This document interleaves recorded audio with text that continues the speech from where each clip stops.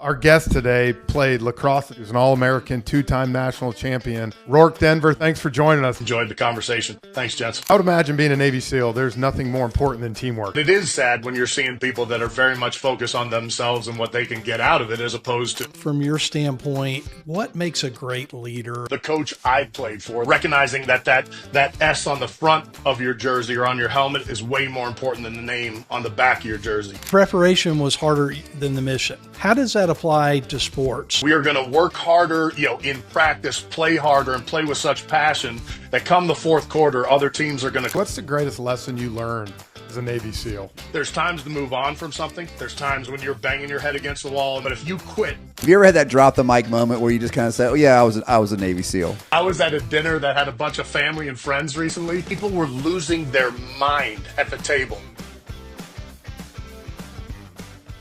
Hello everyone, Brad with Pure Athlete. I am so excited to announce our newest sponsor, Guardian Sports, and here to talk about their amazing product, Guardian Caps.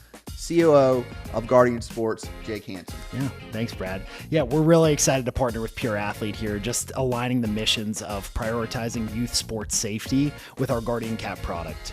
The Guardian Cap is a lightweight, less than 7-ounce product that's one size fits all, that fits over any existing football helmet. The Guardian Cap is currently used by the NFL, CFL, 90+% of FBS NCAA teams, and over 350,000 athletes around the world. We're excited to partner with Pure Athlete just to help grow the game of football and help allow these athletes to play the game they love without the repercussions. If you want to learn more about Guardian Caps, go to guardiansports.com and reach out to us from there. Welcome back to Pure Athlete. I'm Jeff Francor along with Britt and Brad. And guys, how are we doing today? Man, doing great. I'm excited about what we have today and our guest. Yeah, what about you? Yeah, I'm going to be a little fanboy today, I think, with this guy. This guy is the ultimate stud in my book. Well, it's cool because, we've had so many different athletes on, and we've had, nutritionists, which we're never good at. Of course, look at us. So we're going to relate to this guest better than we could relate to a nutritionist. I don't think so. No, not at all. I don't know about that. But I do think it's cool because we talk a lot about in youth sports, work ethic, grit, all things that you want your kids to have. Yeah.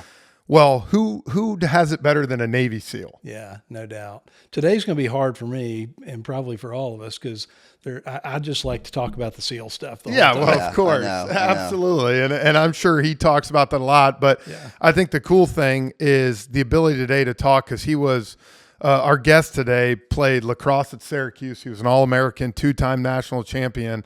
And what's cool to me is when you think about a SEAL, all those things I guarantee he learned, the work ethic, all that continued to propel him to that next level. And I think that's what's going to be cool. So, he's a Navy SEAL commander. As I just said, he played college lacrosse and enough of us. So we're going to bring him in. Rorke Denver, thanks for joining us today. Hey, good morning, gents.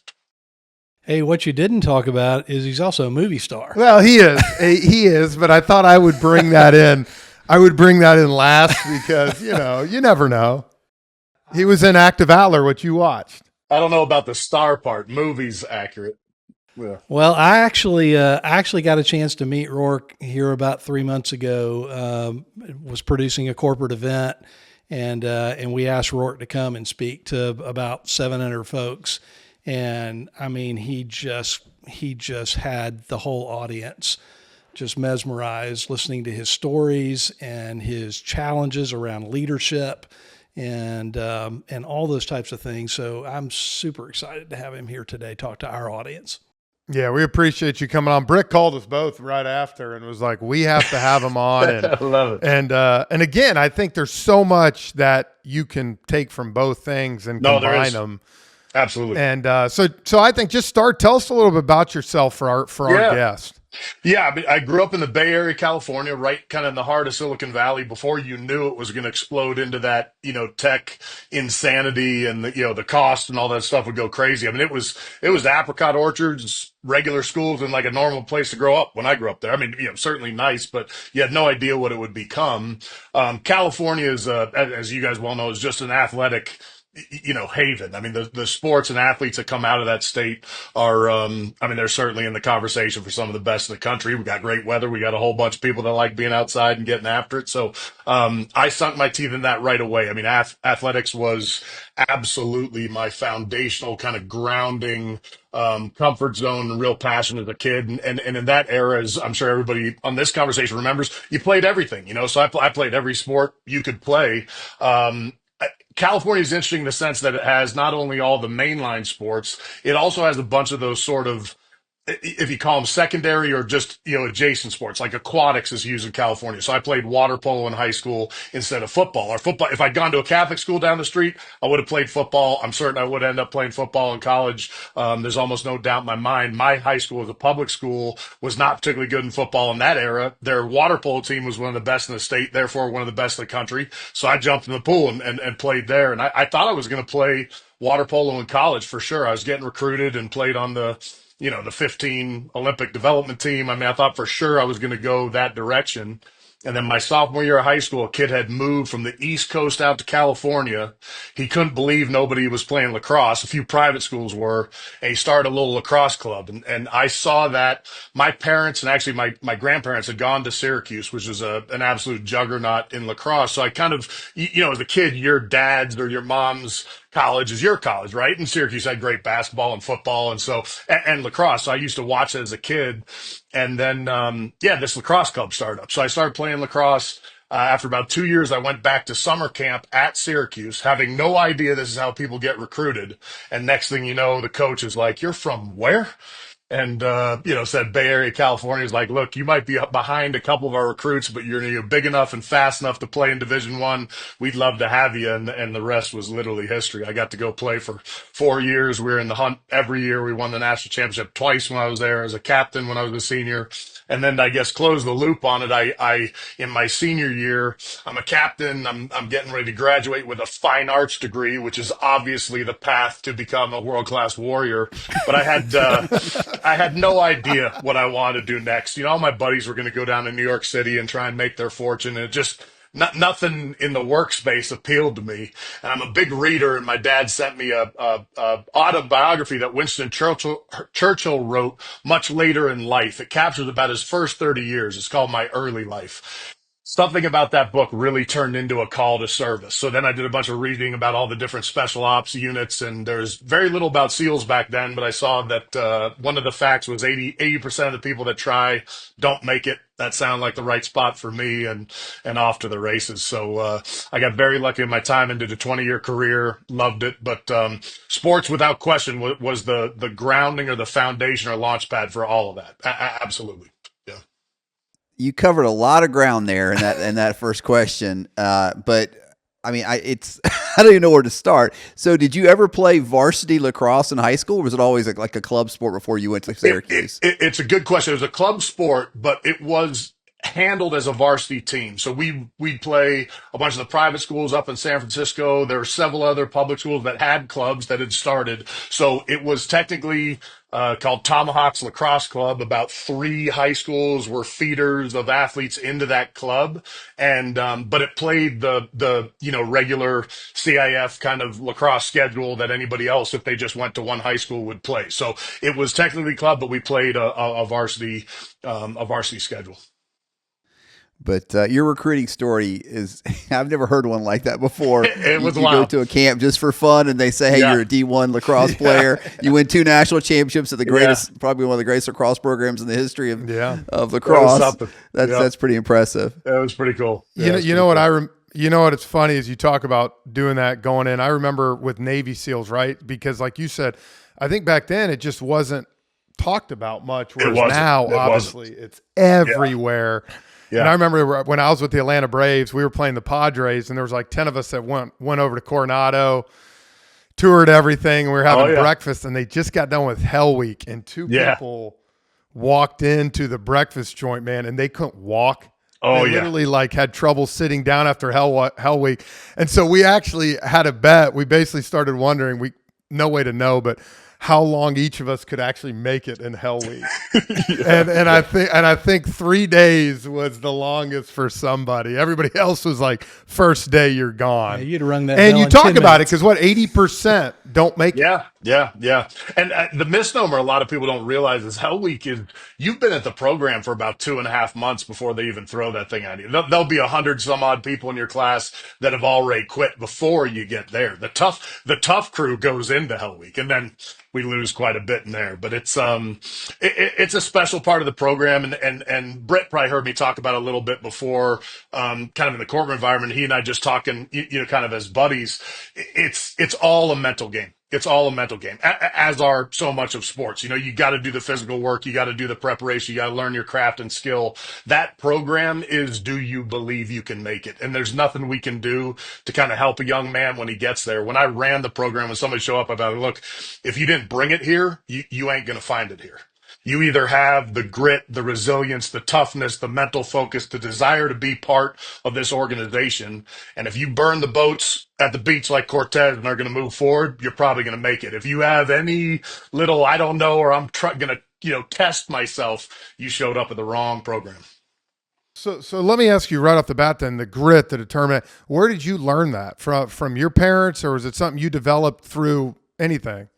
I mean, I think everybody probably learns that through all, right? I mean, parents, mentors, coaches, pastors, athletic experiences on a dark alley some night. I mean, I think it comes from a lot of different things. I was very lucky in my parents in that my mom was a very kind of artistic sort of dreamer person. So that would sound misdirected, but she kind of had this ability to convince my brother and I that anything was possible. And if you believe that, guess what? Anything's possible. And then my dad is very disciplined and regimented and focused. He was an athlete. He actually rode crew at Syracuse.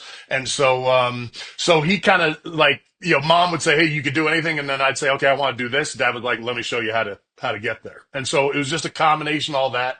And then water polo and lacrosse are both pretty combative sports. They're physical. And I always enjoyed that. I kind of like fighting and scrapping and getting after it. And so, I think all that stuff was born in, cold morning practices and afternoon runs where most people don't want to be there.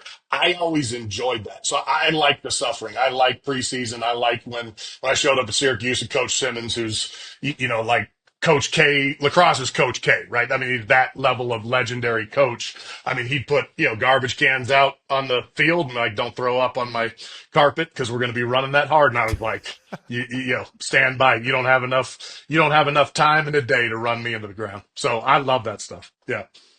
So Rorke, we have athletes on this show, and we also have experts on the show, and we kind of look at you as both. And in talking about this whole area of grit, I mean, not only did you go through Buds and Hell Week, but you ran that whole program for a while, all the training of it. So you've seen all these people, and I'm curious on the whole question Jeff asked on grit. How do you learn it? Is it learned or is it innate? What you've seen so many people. What are your thoughts there?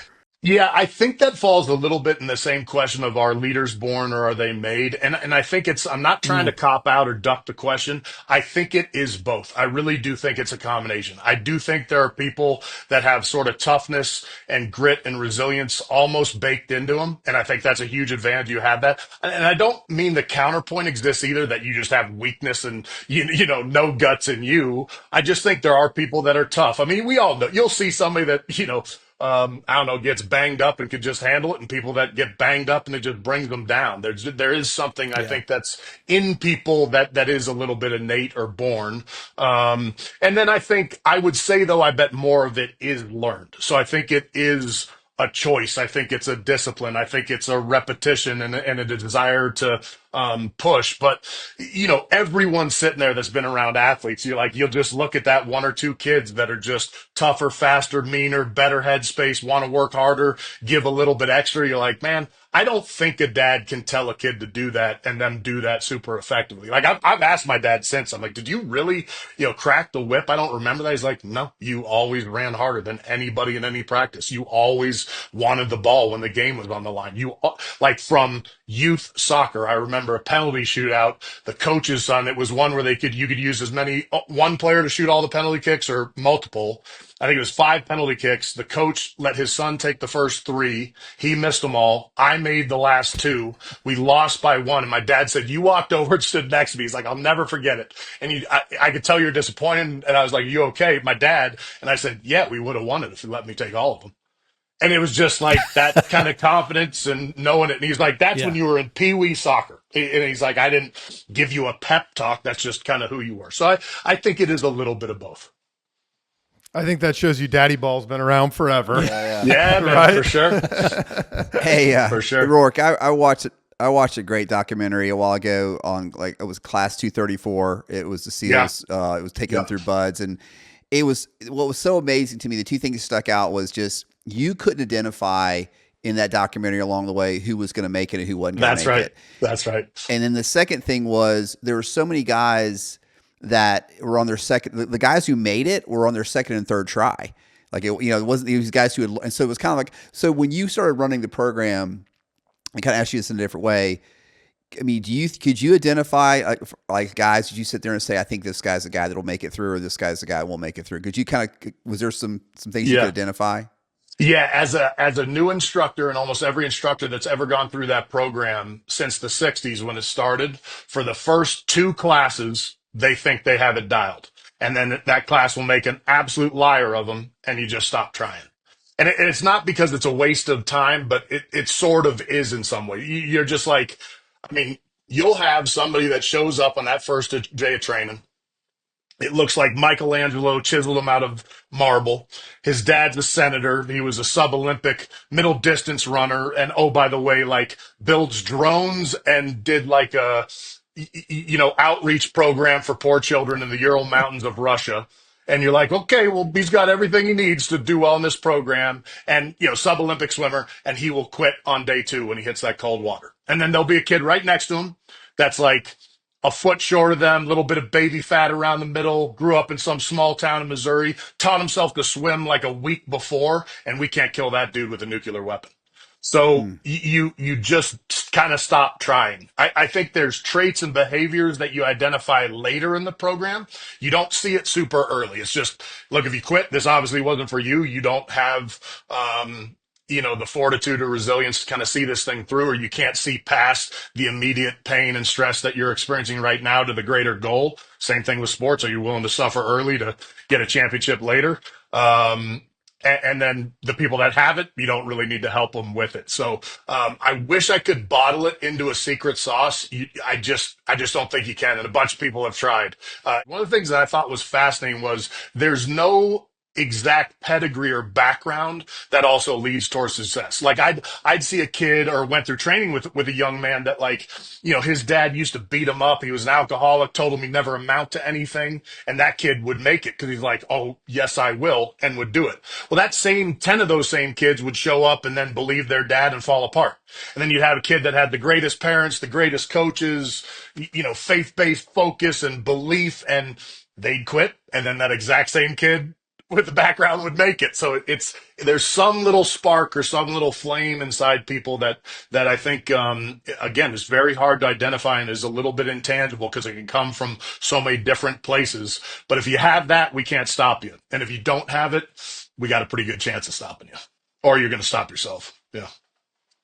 Well, I think you're the perfect dad. And I'm going to say dad now because you have 2 daughters. I know one of them plays volleyball. And because if any of our all the parents watching right now, you would be a dad, you would think that would basically just be like all over your daughter, get out there, get it done. So what do you say to them? How do you balance that? Because I know you're intense. I know what you've done, what you've been through, but you're also a dad, right? And you also have a daughter who's playing. And so how do you balance that with her? Yeah, it's been a good experience in my life. And I think it's been a good I mean, to be honest, like recalibration and learning experience for me as a man. I mean that utterly sincerely. I expected, since I had two daughters and where I went athletically, and my brother didn't end up a D1 athlete. He probably could have played four sports at Division I level. He ended up skateboarding and snowboarding and was sponsored for that. He's just a mutant athlete. So everybody in our family's a good athlete. My bride's a good athlete. I figured I'd have nothing but D1 athletes. That'd be like, without question, that was the minimum, probably pro, probably just jump straight to there. And, no, a little bit in keeping with what we discussed. My daughter loves volleyball. She's very passionate about it. She plays hard. She's got all the things that I would look for. So I never like get to an end of a practice or a game like, I really wish you'd done this. She does not have that fire in the gut to be like, look, I want to make this my life. There's a bunch of other things she really enjoys. And so it's not something. It took me about a full year and a half to kind of, I was more fired up about whether it be playing time, because she bumped up to a higher level than her peers at a early level in her sport. And I was like, oh, here we go. She's on the path. And then, I was getting upset at things that she wasn't getting upset at. And so fortunately, I think my bride, and the funny thing is, my bride is not as charged up about that stuff as I am. And she was just kind of like, one night, she's like, what are we doing? We're like upset about something she's not upset about. She is smiling and have a good time playing volleyball. Why are we upset about wins, losses, playing time, and whether it's a good coach or not, or so on and so forth. So I've sort of recalibrated a little bit on how I guess mentor and coach, and what I've really found with her, and this might just be her personality, she does not want me to coach her or give her advice kind of unless she asks. So I don't basically say anything anymore until she says, hey, I had an issue here. And of course, athletes, I can read it like a Dick and Jane book. I can tell you exactly what happened. The only reason that didn't happen is you didn't back into this spot and drop 4 feet short. When there's a block up, they're going to dink. I mean, it's like all these funny things of being an athlete, but I try and take some raps off it to just make sure she's having fun and enjoying it. If she wants some of my advice, I give it to her. If she doesn't, I frankly don't. I think it does default back to, again, and I'm sure you deal with this constantly in dealing with parents, because I do think parents have just gone to some insane place when it comes to sports. I see them, particularly in the club level, these parents that are just pushing and driving, and my kid's got to get there. I'm kind of looking over their kid. I'm like, I hate to tell you, brother or ma'am, like, she ain't going to Texas. Like, you see the girl in the corner there that's a foot taller and is jumping through the roof, and also, by the way, has a smile on her face. She's going to Texas, maybe. So it's that pyramid and that path gets so sharp. I don't think I appreciated it as a kid. I was a good enough athlete to probably play, again, couple sports at a high level, and I don't think I realized how rare that was until I kind of have seen it unfold, and you're like, wow, that not many people go to the level past high school, let alone beyond that. And I think it's pretty hard to push someone there. I think you can hold them accountable and teach them, but I think the kids that are going to go that route kind of have it. Man, I'll tell you what, I mean, that's, you just packed a lot into that, Cool. But we talk about it a lot, having realistic expectations for your kid. Yeah. Knowing where they stand on the food chain. And I love what you said too. You said, we were getting mad at things that our daughter wasn't. She didn't care. That's right. And that really hit home. It resonates. Yeah, it does. You're with right. us and a lot of parents. Yeah. We've had a lot of guests that said if you want it more than your kid wants it, it's not going to end. It's not going to end well. Yeah. Exactly. Exactly. Yeah. Yep. So, Rorke, talking a little bit more about grit and about performing under pressure, and I've seen you in talking about leading your SEAL team, and that the preparation was harder than the mission, that you wanted to face things that were tougher physically and so that when you came to the mission, how does that apply to sports? Well, I probably learned it as much from playing at Syracuse as I did, getting to the teams. I think when I got to the teams, I was like, oh, Coach Simmons, who I played for, was doing that with us constantly. I played for Coach Simmons kind of at the twilight of his career. This is a coach whose dad had coached for 20, 30 years before him at Syracuse. So that name had been there for, literally approaching 100 years. My coach played lacrosse with Jim Brown, who would come to our practices occasionally and say, Wow. I would have fought anybody on this campus besides your coach. And I remember my coach just talking about when we'd run in practice, when we'd work in practice. And I don't think we had kind of an athletic performance program that was comparable to a lot of other teams. I remember talking to teammates later that I played club with, and they had 5 a.m. running and mandatory lifting. Our coach didn't do that. If you wanted to lift, you could lift. If you wanted to run, you want run. If you wanted to eat chicken wings, if you could put the ball in the back of the net and you performed, Monday through Friday and on Saturday, that was fine with him too. What he did do was just constantly drive in this idea of we are going to work harder, in practice, play harder, and play with such passion that come the fourth quarter, other teams are going to collapse when you're not going to collapse. And I remember him talking about us being thoroughbreds and that we could outrun anybody. And I don't think we ran harder than anybody. I think his constant driving of us being able to do it, we just kind of figured we could do it. And guess what? We ran a lot of teams into the ground in the fourth quarter. So it was very much a kind of aggressive but constant kind of motivating, we're here to win. That was another thing that was neat about that program. The expectation was to bring a championship home. And it wasn't heavy-handed in the way that you felt. I mean, you did feel pressure, but it wasn't negative pressure. It was just, look, this is who we are. We expect to be somewhere on Memorial Day weekend, and if you're not there, you're sort of not living up to it. At least in that era, there's a very cool, sort of expectation and pressure on being there in the end. And I think if you see yourself being in there at the end, you're going to be there at the end. There's a lot of people that can never get over that championship hump, and that was in the rearview mirror by the time I got there. Championships were expected. Carrying on talking about performing under pressure, I saw you on a podcast and you told a story about the Wyoming governor's one shot and contest and something that happened to you in preparing for that and what this guy told you that I think is so applicable to sports as well. Do you mind sharing that story with our audience? Yeah. I hope I get it all right. I mean, it's interesting. So that to frame it, that's a hunting. It's kind of strange. It's a hunting competition. It was founded in Wyoming in like the 40s or 50s. From these guys that had gone on an antelope hunt out there, and they were thinking of like, the Bridger era and the mountain men that were out there that had, flintlock rifles and one shot to kill an animal, or they're not feeding their family or not getting the job done. And so this competition, you basically get one shot to, take an animal. It's on time. We'd get too far in the weeds describing it, but and then there's another part of that story, which I don't know we discussed. That is a perfect example of a negative culture that makes people stress out at a shot, because all the fanfare that leads up to this hunt is talking about whether you're going to be a hit or a miss. They actually have a museum there with everybody's name that's ever been in that hunt, and it has either, I think, a circle next to your name if you hit, a green circle, or a red X, you missed. And for life, you're going to be on that wall as a miss or a hit, and it's mostly X's. And I think it's just this constant pressure they put on each other to kind of take a good shot. Well, I feel pretty, after coming off sports, I've been in the SEAL teams. I was like, I'll tell you, some pretty pressured gunshots in my life. I don't think I'm sweating it too much. And all of a sudden, after 2 days of them talking about this shot, I started worrying about the shot.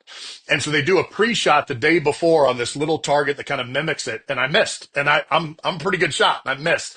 And I called one of my shooting mentors. I was like, man, I can't believe it, dude. I'm in my head. I actually missed this shot. And he's like, well, and I said, I kind of started describing what had happened, why I missed. And he's like, you're thinking about this the wrong way. I was like, what are you talking about? He's like, let's not talk about why you missed. Let's talk about what you need to do to hit, which is all these points of performance, which would be whether you're taking a baseball swing, a golf swing, throwing a ball. He's like, I want you to think about, trigger squeeze, sight alignment, breathing, all these things how to do well. Let's not think about what you might not have done in that cycle to miss. Let's just focus on the things that get you a good hit.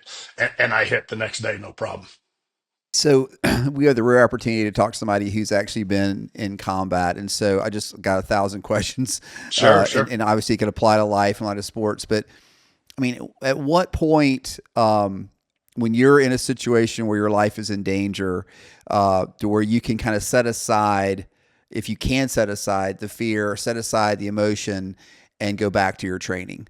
And I know that applies to sports. It's not nearly as there's not as much writing on it in sports, but can you just tell our audience just kind of like, did that something again that you just felt like you had it, you were inborn, or is that tons of training? But just kind of take us through that first experience where like you really were, your life was in danger and you were able to kind of fall back on your training and fall back on your fellow soldiers as well. Yeah, you said it in the question. That one I would say is almost not at all born, but is born of training. And so just like in practice, I mean, one of the things that playing at Syracuse, anybody that's played on elite team knows, is the guys I was guarding every day in practice were multi-time All-Americans in almost every position. I never went against another player where I was like, oh, I got my hands full today. I was like, I'm guarding the best attack. I mean, I guarded Casey Powell. The guy's like the GOAT of, one of the true GOATs of the sport. I'm like, well, I'm not going to sweat guarding some attackman at Princeton after I've been guarding him every day. All respect to the guys, fantastic athletes, and I had to work hard. But we practiced so hard at such a peer elite level that it never felt like I was wanting for training in a game. Combat was the same way. SEAL training is so arduous, and we have that high attrition rate because one, we want the right performer there when we're going to start building them into and forming them into a capable, disciplined, lethal, technically advanced, problem-solving, team-oriented operator. But we had practiced those mission sets so many times that the first time somebody jumped up with an AK-47 and started shooting at me, it was not the first time.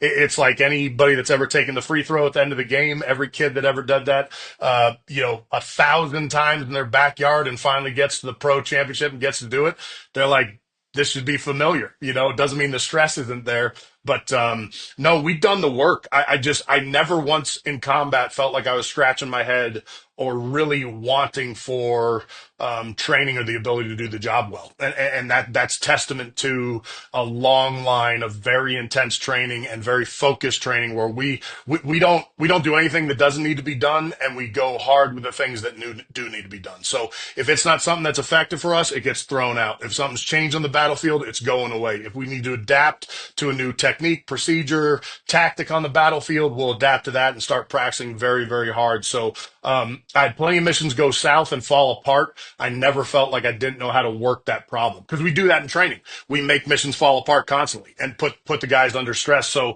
they're kind of inoculated to stress. So no, that was all training and being prepared for the moment. And I just never felt like I didn't know what to do. I want you to take a second, Rorke, and talk to kind of the athletes on here. And, we talk all the time, and it's getting worse and worse every year with social media, everything just being individualized, right? How, what's in it for me? How can I do it?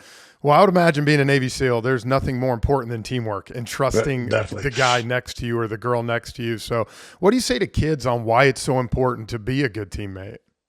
Yeah, I mean, I think it kind of makes me sick whenever I see, and look, we've done it to ourselves in some way with the way, money is injected into parts of this game where it never used to be. And I'm not making a claim on whether that's right or wrong. That's a weird level of the game, when there's so much money involved. But it is sad when you're seeing people that are very much focused on themselves and what they can get out of it as opposed to giving to the team. The way I'd equate that is, I mean, in our line of work, none of those, kind of draws or pressures are there. You're not signing a special bonus. You're not getting extra money. And, if you're the top shooter on a team, you're not earning a bigger contract than anybody next to you. So that part's out of it. And then the premium on teamwork is frankly the only thing that counts. I mean, if you hear SEALs talk about SEALs, if I was at a party, didn't know somebody was a SEAL, I wouldn't say, is he a SEAL? I would say, is he a team guy? We even, that's in our vernacular. Team is the only thing that matters. And you talk to any warrior, not just SEALs or special operations, what their real fear was on the battlefield, it was failing the person next to them. It wasn't like I was scared in a fight. It's like, I just don't want to let down Jimmy or Billy or Tom. Like I want to do my part, carrying the right part of the load. I think one of the things athletes don't realize, and probably every teammate doesn't realize, is the more you give of yourself and the more you sacrifice to yourself, it raises everybody. Nobody can ever look at you as being somebody that isn't contributing, and more people will rise or match that as opposed to undermine it. I remember this is a little bit adjacent kind of concept, but I remember I had a couple commanding officers, like the CEO of a company, but at a team that's a commanding officer that were not the best leaders, not guys that we all love and connected and resonated with. And I remember I was fortunately senior enough in my career to have influence over it, but guys were almost starting to not fail, but undercut some of the jobs based on almost to make him look bad. I'm like, this is only going to hurt us, boys. Like, this is only going to hurt us. If we try and tank this or do it wrong, it degrades the entire organization and our culture more than it's ever going to hurt. People are going to know who he is or where that's going to go. And if they don't, we'll suffer through it. We got to just give our best. And I'll say my senior year, any of the guys that are listening, I'll probably take a couple licks, but they all know me pretty well. My senior year, we fell one game short against one of the best teams to ever play the game. So we lost in the semifinals to Princeton. They went on to win it on Monday. But that senior year, that team was as loaded as any team that won the championship when I was there. And we definitely had some key players that kind of mailed it in that year. They're just a little bit more interested in partying or doing something else. We had a couple players that came in from another program that I think had kind of a toxic behavior. We had some freshmen that had come in. I talk a lot about rookies and how important rookies are to a program. We had rookies that I think came in, thought they were going to have an immediate spot and didn't realize there were some seniors that had a voice in that conversation. And so they kind of didn't have the focus they had. So, yeah, I think that commitment to team is so critical. And what I think athletes don't realize is, look, if you're going to try and get all your personal stats and performance high, but you're not helping the team, it's unlikely that team's going to find itself competing postseason or late into the season. That makes you look a lot better than a bunch of goals. You win 3 championships when you're somewhere. Somebody's gonna be like, dude, this is a kid that plays on a championship team. Maybe you scored all the points in the world, but nobody wins a championship. There's something going on there. So I think people lose sight of the goal in team sports, for sure. Rourke, carrying that thought a little further, usually at the forefront of every team is a leader. And we have a lot of coaches in our audience, from youth sports coaches to high school coaches. You talked about Coach Simmons. You've seen a bunch of great leaders in the military, and your whole business today is to talk about leadership, and it's what I heard you talk most about in the corporate environment. Tell us from your standpoint, what makes a great leader, and we're thinking more about the realm of coaching, but I think it applies, in any situation. Yeah, I mean, I think about the coach I played for. The thing that was fascinating about that is he built a program of excellence that sort of became, just a constant carousel of great recruits, great players, and great performance. So he didn't get to a point where it couldn't fail. I mean, they've trailed off in years, but he's gone. It didn't when he was there. But he really built that over a lot of years to kind of get a culture going. And I think it was the culture more than the individual athlete, the individual X's and O's of what we did on the field. The expectation, I said, was winning at Syracuse and the taking care of each other. And I remember him talking about having just a complete disdain for mediocrity and wanting to be there on championship weekend and not failing the person next to you, and recognizing that S on the front of your jersey or on your helmet is way more important than the name on the back of your jersey. And he just drove that home. And so I don't actually remember him talking about lacrosse maybe ever. I don't know if he ever talked about a single play or anything we do on the field. His assistant coach were exceptional at that. So we had great coaches that could do that. I don't remember him talking about that. And so I don't think I can tell every coach, because he was an unbelievable motivator and speaker and charismatic person. But you kind of have the sense that I'm sure Coach K, towards the end of his time at Duke, could write up a good play and how to get a baseline shot free and a pick and roll or whatever it is. I bet it was more what he was telling them about how to be human beings. And I've met Coach K, and he's just one of the all-time greats. Coach Saban. You hear that guy talk, and he's talking about these higher ideals. He's talking about these things that you get to harvest from your time as an athlete, and the character traits and the personality and the ethic of the players, much more than can they run a perfect out route or can they, absolutely hold their position on the field. Again, Of course, his technical people, his assistants are making sure that's perfect, but it's these bigger things. So I think if you're a coach, my wish to you would be, of course, put time in the X's and O's, teach people how to play the game, make sure they have the skills to do the game well. But don't forget that this sport is such a driver for all these other great things in your life. These discipline and grit and resilience and teamwork and taking the tough role, giving the ball away, giving credit away, losing and being a good sport about that and shaking the person's hand and showing up to fight again. These are the good things. Sports only lasts for this small period of time. The lessons that come from it, a lifetime. I mean, I know my leadership journey in the SEAL teams had everything to do with being an athlete and a competitor and a captain and those things. But as a coach, I'd say maybe take some time for the higher ideals. I think you have a unique audience in athletes. You have people that are driven and want to be there and are kind of thirsty for the good stuff. Give them something more than the X's and O's and how we're going to beat our opponent on the weekend. I think that's the good stuff. I think that's the good stuff. So I read somewhere that that you had a chance to serve with Chris Kyle. Can you talk about that a little bit and talk about him as a leader and just as a fellow soldier? Yeah, Chris was at my team when I was on SEAL Team 3 on a very, very kind of now famous deployment in 2006. He was not actually in my tactical elements. We were in sister assault teams, so he's one next. But a bunch of the training and that time we spent together. Chris was a unique personality. I'm not saying he wasn't a leader. Chris was an enlisted guy. Our enlisted guys are ridiculous leaders and take tremendous leadership ownership over what they do.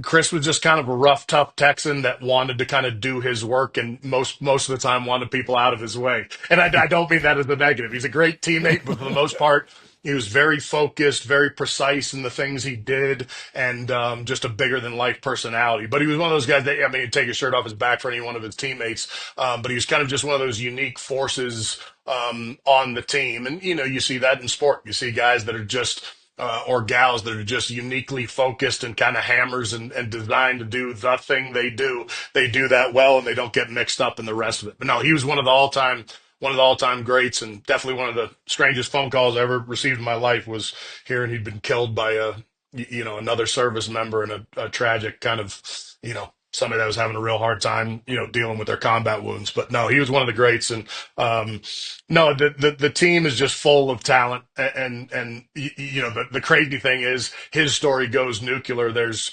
100 more on that team that are every bit as capable and, quiet and just doing their job. Yeah, it's an amazing team to be a part of. Rorke, what's the transition like? I mean, you're in SEAL, you're in the military for 14 years, hundreds of missions. I was watching Act of Valor last night. I wanted to watch it again. And hell of an actor. You're a heck of an actor. Man. Come on. I think you got robbed. I think the Academy missed out on that one. I do too. Really. Yeah. I was watching it with my boys. I've got 22-year-olds that are home from school, and we got into it big time. One question I want to know is how realistic was that movie? Sure. And then the second thing is, what's it like? I mean, I was talking to my boys and saying, watching that movie is like, it's amazing that there's things like that going on right now around the world. And we sit in our little cush lives and have no idea of what is actually going on to give us our freedoms and all those types of things. What's it like to step away from all that? And you've been doing these kinds of things, and now you're kind of in normal life. Yeah. I'll answer one part first because the second question's probably better, maybe more merit. But as far as the realism of the movie, the reason it's called Act of Valor is all the major events that take place in that movie are harvested from our actual history. So, a teammate of mine jumped on a grenade to save all his brothers up on a rooftop in Iraq and, earned the Medal of Honor for doing that and, gave his life in that moment. Another teammate got shot through the eye thought he was dead. He popped up, started shooting again, walked himself to the helicopter and survived. A guy got a glancing blow off an RPG, didn't kill him. Another one of our teammates got shot 27 times, shot the 4 bad guys in the room, and walked to the medevac helicopter on his own. So the reason it's called Act of Valor is we tried to make it authentic. We tried to make it authentic also without giving a playbook to Al-Qaeda. So we kind of reviewed all the footage. We're like, hey, don't show that from that angle. Don't have that camera there. And so we were trying to be cognizant of that. So I'd say it's pretty realistic in the sense that it comes from a lot of our actual history, and we did a lot of live fire with the guns, and so a lot of that made it very realistic. And then all the stunt guys were like, dude, we're not gonna try and choreograph you guys. Do whatever you do. It looks cooler than anything we're gonna come up with. And the only person that can do it cooler is John Wick, obviously. But I would say, as far as the transition goes, that's a kind of a tough question to answer, and it's a little different for everybody. I feel super lucky in my transition. I mean, I kind of left the SEAL teams at a time when I wanted to leave. I wasn't forced out. I was more to the point being asked to stay to kind of keep going and move things forward. And I just knew it was time to be around my bride, my family, and raise kiddos. And I'd done everything I wanted to do. And so it was time for me to go. And I had my career, completed. So I'd get a retirement, all that good stuff. So I left, I think, at the right time for me. I was lucky in that I kind of got right in the speaking space absolutely haphazardly. I got asked by a buddy to come give a pep talk to his company up in Silicon Valley. He wrote me a nice review. 2 other people called. And next thing you know, I've been doing it for 12 years and I've really enjoyed it. And it's kind of opened up all these different worlds and opportunities. So I just sort of had this transition that kind of took care of itself in many ways. And so not everybody has that. And there's a lot of people that leave the SEAL teams and don't know, or any part of the military, and don't know what to do. I think sometimes people that leave the military don't focus on the right thing. Like, I had a buddy that's a sniper, very, very capable guy, and he left. He's like, I'm a sniper. I mean, unless I go to a SWAT unit or the FBI, I mean, what am I going to do with that? I kind of tell him, like, you're looking at it the wrong way. You're looking at the one technical skill set you have. What you actually are is disciplined, team-oriented, focused. You don't know how to punch a clock. You're going to work until a job's done, even if that means overtime or no overtime, doesn't matter, because that's who you are. You don't know how to lose, and you hate failure.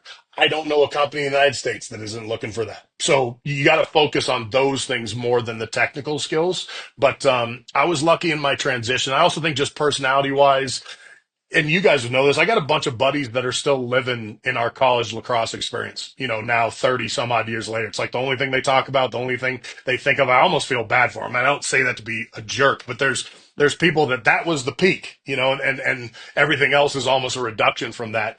All these things for me have just been a really cool chapter and a story that I'm still writing. So, being a dad of 2 kiddos and a husband to an amazing bride, and, a son, a brother, all the exciting things I get to do.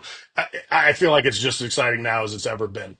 I'll never top the time in combat, but that's a small window of time, just like an athlete, that you can do that and do that well. The young lions need to take up the sword and go do the job now. So I felt lucky in the kind of balance I've had in my life, and I'm not 100% sure where that comes from. Probably from some literary, philosophical, romantic bent that lives inside me. But no, I felt good at every turn. Yeah, I'm lucky.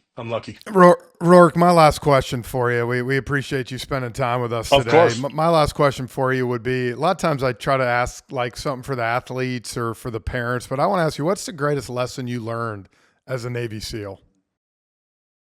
If you could, there's so many of them. Of course, it's hard to like pick one, and I'll give you one and I'll be upset I didn't pick something else. I will tell you more than anything, all the people that show up there. My class started with 185 candidates. We graduated 22 at the end of that program. Out of those 22 people, I know for a fact 21 of us knew we were going to be there on that Friday. We just had the confidence and the drive and the discipline to go do that. I think one of them was like, oh my goodness, I made it. I got to call mom. Like, she's not going to believe this, But I think the only thing that separated those 22 from the, 180 other folks that were running around that program is we didn't quit. That's it. We didn't go ring the bell. I don't think anybody was radically more technically proficient. There's probably some people that maybe their body temp was 2 degrees warmer. They could handle the cold water. We just didn't give up. So if I could bottle one thing that from that program is don't quit. There's times to move on from something. There's times when you're banging your head against the wall and maybe you need to figure a way around it, through it, over it, something different. But if you quit, it's definitely over. If you don't quit, you got a swinging chance to see the finish line. This question won't be as serious as what Jeff just asked you, but I've always wondered. So, Yeah. I mean, you're well known, and people recognize your face. But have you ever been at a dinner party or with a group of guys, and you got the guy who's bragging about, he's a stockbroker, or the guy who's pharmaceutical sales guy, and they're bragging about the year they had, and you're just sitting there, they don't know who you are, and have you ever had that drop the mic moment where you just kind of say, "Oh yeah, I was a Navy SEAL," and then walk out of the room, and there's nothing they can say? I've had the moment. I don't do the drop mic because this is not my personality. The funny is you just brought that up. I was at a dinner that had a bunch of family and friends recently, and somebody started bringing up they were basically an extra in a movie, like some movie came through town, and they're in the back, and people were losing their mind at the table that they were an extra movie, and I could see my bride looking over and winking, being like, "Everyone here knows I was the lead actor in the #1 movie in America." And I was like, "Yeah, unbelievable," right in the background. But I didn't. It's not my personality to say anything. I don't think it's a good thing when you think too highly of yourself. You got to believe in yourself, but I don't. I've never put somebody to the fire. The fun thing is, it usually takes care of itself. We've got. Yeah. I've been in a couple of situations where somebody's run their mouth and done it, and then a couple of weeks later, sort of figured out who's who in the room, and they got a little bit more quiet. Yeah, a little bit more quiet. Oh, I love All of the rest of us have had that daydream of, I wish I was a Navy SEAL right now. I know. well, Hey, Rorke, I said at the beginning, but I want you to tell people how they can find you. If you've enjoyed listening to him today, I'm telling you, if you have a company or whatever, and you need a speaker that's going to inspire folks around the right things and full of great stories. I mean, you did an unbelievable job with the group that I had. So tell people how they can reach out and find you. Yeah, thank you.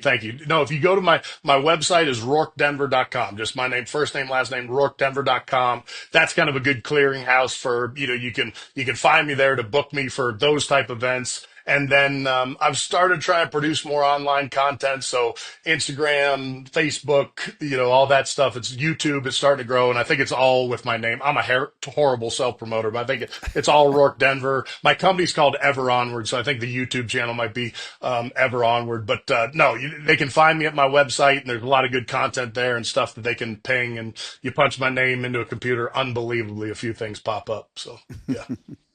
Well, man, thanks for being here, but thanks so much for your service. Yep. to You're our welcome. country. You're welcome. You're welcome.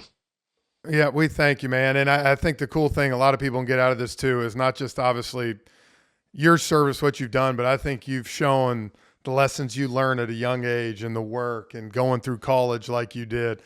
Yeah. You might not end up playing in the MLB or whatever, but you're going to take a ride like you did that's going to have a heck of a time. So no question. we appreciate Trust it, man. If I'm looking to hire somebody, if they have sports in their background, that will be a star in the go column as opposed to a no go. That's for sure. No, you're welcome. I felt lucky to have been a part of the service and enjoyed the conversation. Thanks, gents.